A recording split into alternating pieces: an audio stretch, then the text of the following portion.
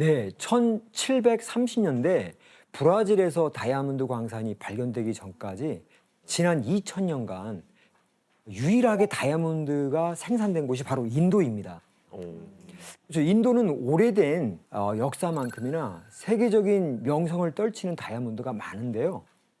그렇다면 그 중에서도 가장 유명한 다이아몬드는 무엇일까요? 바로 13, 14세기에 발견된 현존하는 다이아몬드 중 세상에서 가장 오래된 다이아몬드인 코히누르입니다. 코히누르입니다.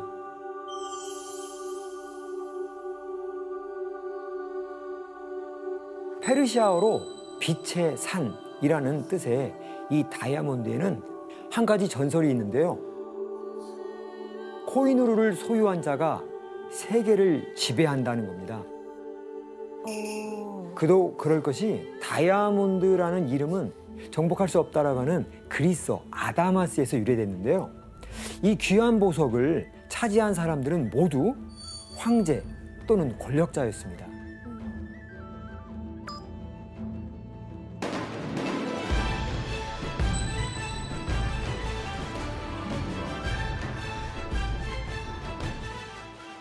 그가 즉위하자마자 제작한 왕자를 직접 그림으로 확인해 보겠습니다.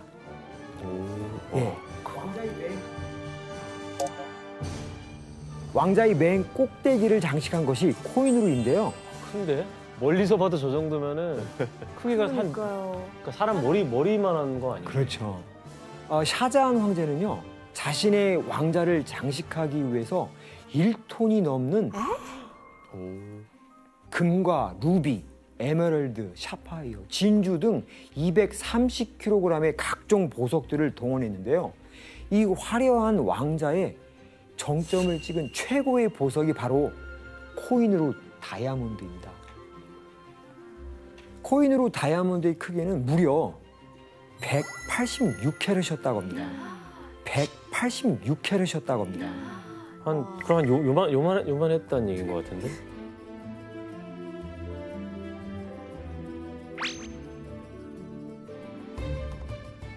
느낌이? 그런데 우리가 다이아몬드의 크기를 측정할 때 캐럿이란 말을 쓰잖아요.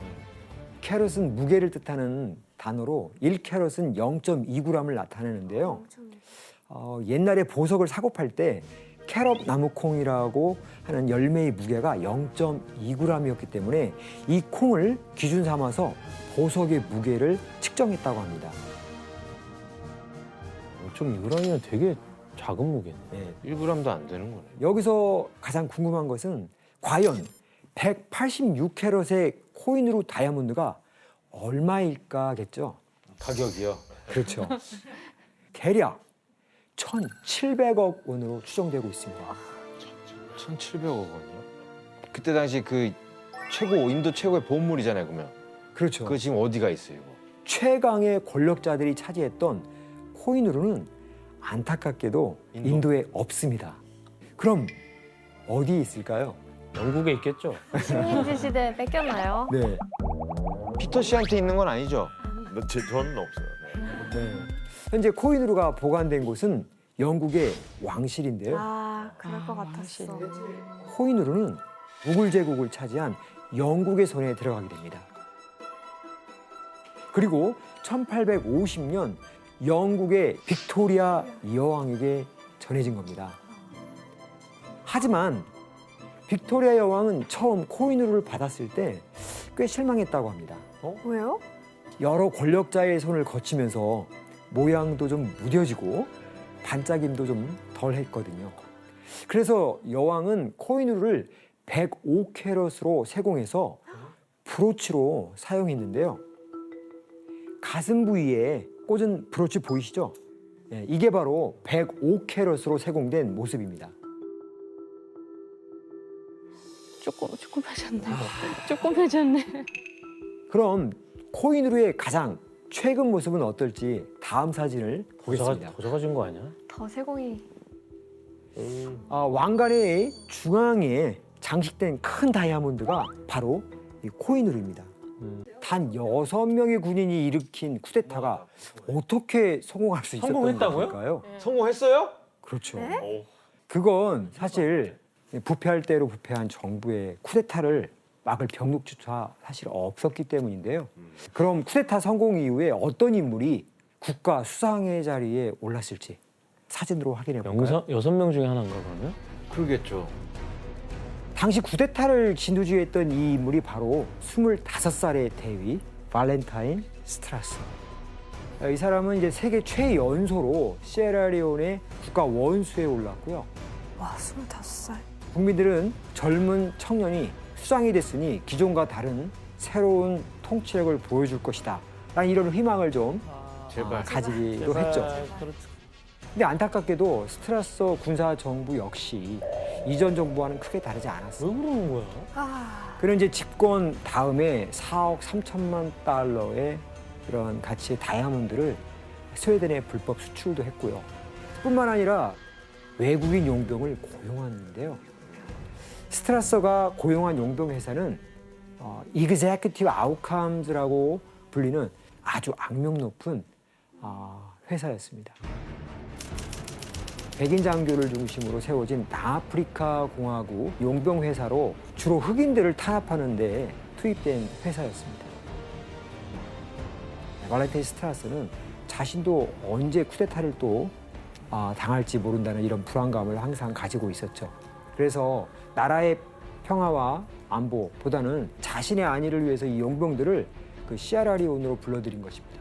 피터 씨, 이때 시에라리온의 상황을 담은 영화가 또 있어요? 네, 꽤 유명해요. 뭐 한 20년 전에 나왔던 레오나르도 디카프리오가 주연한 Blood Diamond라는 영화.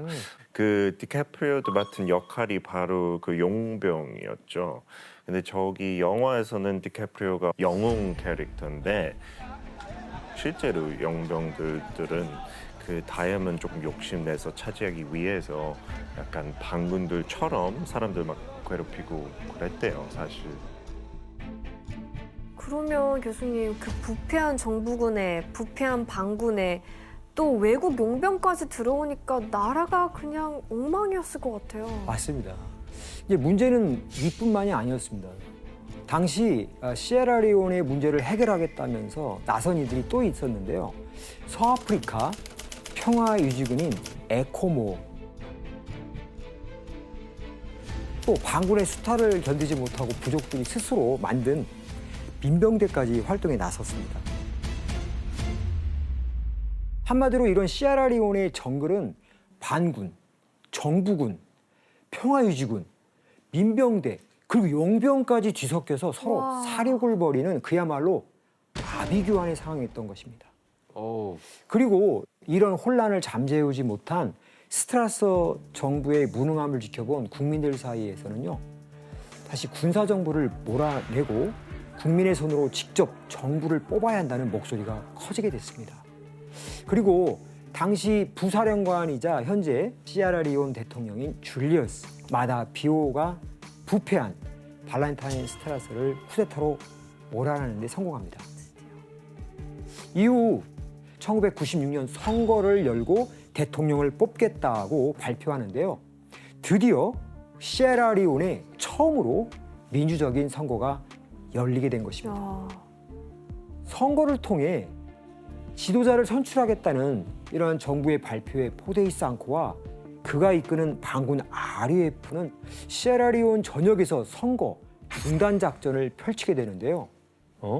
이 작전은 선거가 발표된 직후부터 1996년 2월 26일 대통령 선거가 이루어진 당일까지 계속 이어졌습니다. 과연 이 시기에 시에라리온에 무슨 일이 벌어졌을까요? 시에라리온 전역으로 흩어진 반군 RUF는 먼저 마을 사람들을 나무 그루터기 앞으로 모아놓고 줄을 세우기 시작했습니다. 도망가는 사람들에게 무차별적으로 총을 난사했기 때문에 겁에 질린 사람들은 반군의 지시에 따를 수밖에 없었는데요. 당시 이 상황을 기록한 한 기자의 증언이 있는데요. 규현 씨가 한번 읽어주실래요? 그들의 전술은 믿을 수 없을 만큼 잔인했다. RUF 병사들은 주민들을 광장에 모아놓고 땅에 놓인 종이 조각들 중 하나를 고르게 했다. 그 종이에는 손목 자르기, 목 자르기, 죽이기 등 온갖 종류의 고문 방법과 살해 방법이 써 있었다. 아, 너무 끔찍해요. 네, 방구는 그들의 양손을 그루터기 위에 올려놓고 한 명 한 명에게 웃으면서 이렇게 물었다고 합니다. 긴팔을 원해? 반팔을 원해? 대체 이게 무슨 뜻일까요?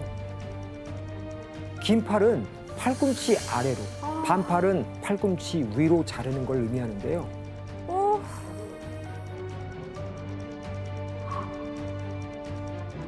사람들은 영문도 모른 채 끌려 나와서 이 질문을 듣고 무참히 손목이 잘려 나가게 된 것입니다. 같은 민족이 저런 짓을 했다는 거예요? 그렇죠.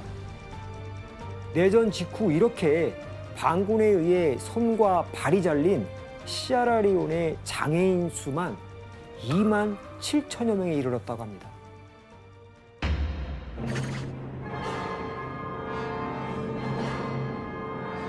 그런데 반군이 모든 주민들의 손을 잘랐던 것만은 아니었습니다. 팔을 자르는 대신 다이아몬드 광선으로 보내서 힘이 좋은 사람들은 하루 15시간 이상의 혹독한 노동을 시킨 것이죠. 자르는 대신 잔혹한 범행을 서슴없이 저지른 반군은 대체 어떤 도구를 손에 들고 있었는지 사진으로 한번 확인해 보겠습니다. 이건 마체테라고 이제 부르는데 아프리카에서 소년들이 나무를 베어올 때 아주 흔한 도구로 사용되고 있죠. 반군은 일부러 마체테의 이 날을 좀 무디게 만들기도 했는데요. 일부러요? 설마. 손목이 한 번에 잘리지 않도록 고통을 주기 위해서라고 합니다. 진짜 싫어. 이런 잔인한 반군의 행동에 어떤 사람들은 한 번에 손이 잘려나가면 감사하다고 말했을 정도였다고 합니다.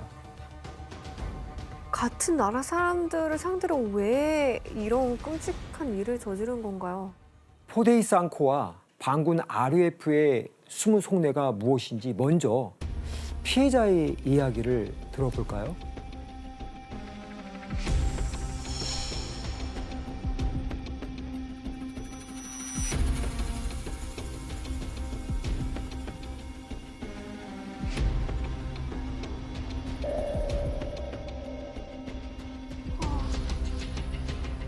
We are running, coming for town. Others were searching for food when they got all of us. When we heard that, we left the boats coming for town. We fell into their ambush. They captured us. We were full number, assembled 7 of us. 6 were killed. They chopped my arm and said, "Today you've washed your arm from politics." 정치인들 때문에?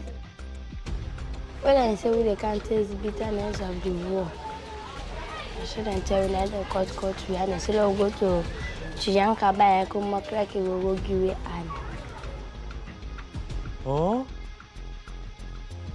포데이 상코와 반군 RUF가 계획한 선거 중단 작전이란 사람들이 투표를 하지 못하게 만들기 위해서 무차별적으로 손을 자르는 그야말로 공포 작전이었던 것입니다. 그런데 이게 억지 주장인 것을 알 수 있는 사진이 한 장 있습니다. 어린아이까지. 투표권도 없는 애를 그렇죠. 반군이 이렇게 투표권이 없는 어린 아이들뿐만 아니라 갓난아이들의 손까지 잘랐던 거죠. 짐승만도 못하는 행동이다 진짜. 제가 한 15살 정도 되는 소년을 만났는데 반군이 이렇게 손을 자기 도끼 같은 걸로 잘랐대요. 근데 자기는 제 팔을 왜 잘랐는지 아직도 모르겠다고. 제가 물어봤거든요. 왜 잘랐니? 그랬더니 저도 몰라요. 뭐 그러면서 막 아파서 그걸 자기가 주스려고 그러는데 주술 수가 없더래요. 잘렸으니까. 그래서 막 울면서 그때 얘기를 하더라고요. 이처럼 반군의 선거 중단 작전은 기준과 대상을 가리지 않고 무차별적으로 이어졌는데요. 당시 대통령 선거 슬로건 중 하나가 손을 맞잡자였는데요. 반군은 그 반대 의미로 사람들의 손을 자르고 그 손을 포대에 한가득 담아서 대통령궁에 던져두고 오기도 했다고 합니다.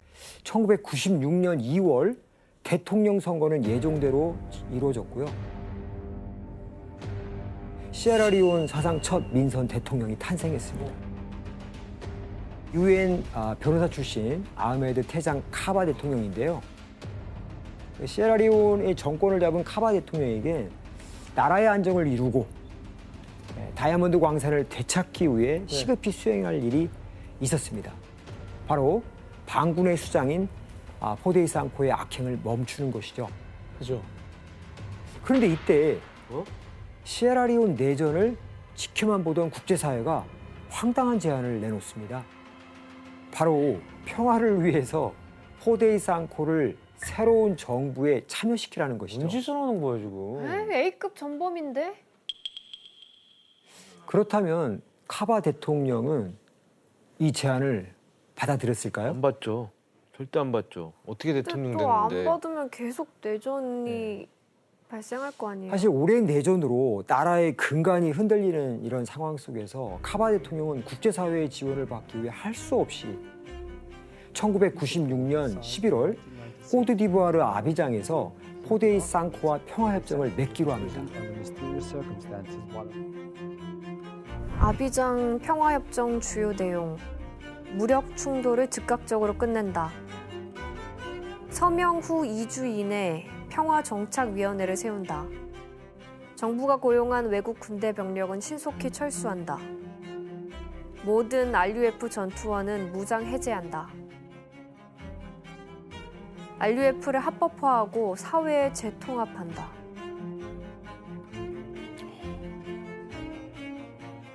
오 5번이 제일 충격적이네요. 그렇죠. 합법화한다는 예. 게 말이 안 되잖아요. 맞습니다. 범죄자들을. 네.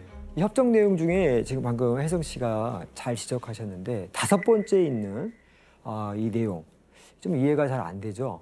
이건 엄청난 규모인 반군 RUF의 범죄 행위를 처벌하려면 그만큼 인력이 사실 필요했고 공정한 사회를 재정립하려면 국제사회의 개입이 필요했기 때문인데요. 사실 시에라리온의 그만한 인력과 재원을 투입하기를 꺼려했던 게 국제사회의 당시 소극적 개입의 현실이었습니다. 그래서 국제사회가 내놓은 이번 협정은 과연 시에라리온의 평화를 되찾는 데 도움이 됐을까요? 이 안타깝게도 포데이 상코가 협정을 어기게 되고요. 이것이 국제사회의 무책임한 결정이었다는 게 여실히 드러나게 되는 꼴이 됐습니다. 어겨요?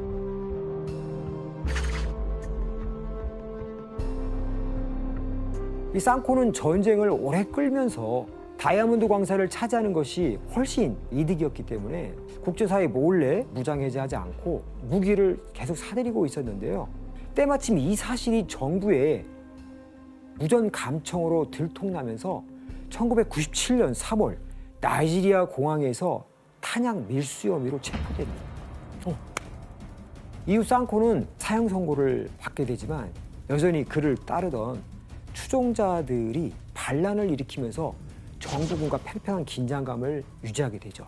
그리고 이때 국제사회의 개입이 필요한 만큼 커다란 사건이 또 하나 발생하는데요. 바로 이른바 생물 절멸 작전입니다. 네? 체포된 포데이 상코가 교도소에 수감되자 반군의 조직원들은 그를 탈옥시킬 계획을 세우는데요.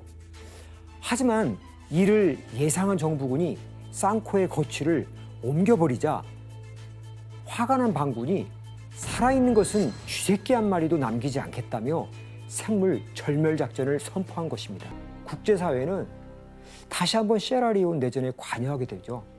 과연 이번엔 이전과 달리 시에라리온의 평화에 도움이 됐을까요? 놀랍게도 국제사회는 평화의 주군을 지원하겠다는 조건으로 또 한 번 카바 정부에게 반군과 협상하라고 요구합니다. 결국 강압에 못 이긴 카바 대통령은 1999년 7월 아프리카 토고의 로메에서 포데이 상코와 또다시 평화협정에 서명하게 됩니다.